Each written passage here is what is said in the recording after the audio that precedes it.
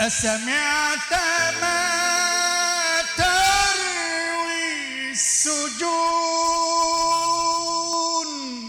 أفهمت ما تروي القبور.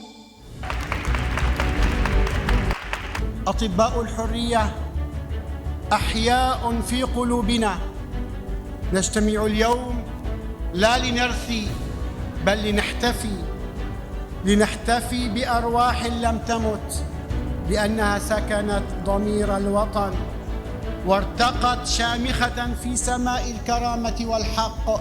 إننا في الأمانة العامة لرئاسة الجمهورية نثمن عالياً هذه المبادرات التي تكرس ثقافة الوفاء والعلم.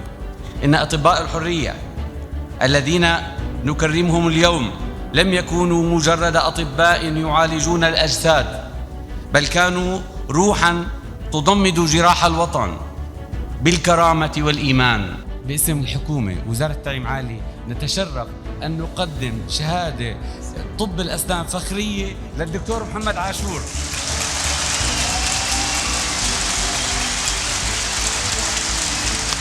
فما رد الرثاء لنا شهيدا.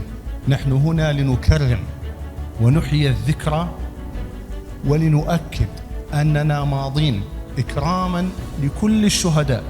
تأملت في هؤلاء الأطباء وكيف أقسموا قسم أبو قراط، وكيف أقسموا قبل ذلك قسم الإحسان، وكيف التزموا به، وقلت سبحان الله، شتان بين هؤلاء وبين من خان القسم وخان الأمانة. نقف اليوم في دمشق أمام لوحة من أنبل ما سطر في سفر الإنسانية.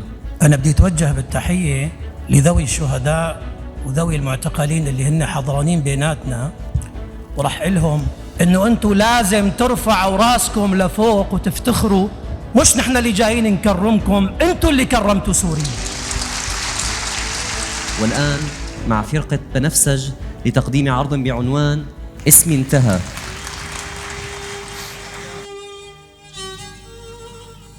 بالزنزانة ما حدا بيعرف اسمه، كلياتنا اسمنا هو اجا، هو خالف التعليمات، هو اكل، هو شرب، هو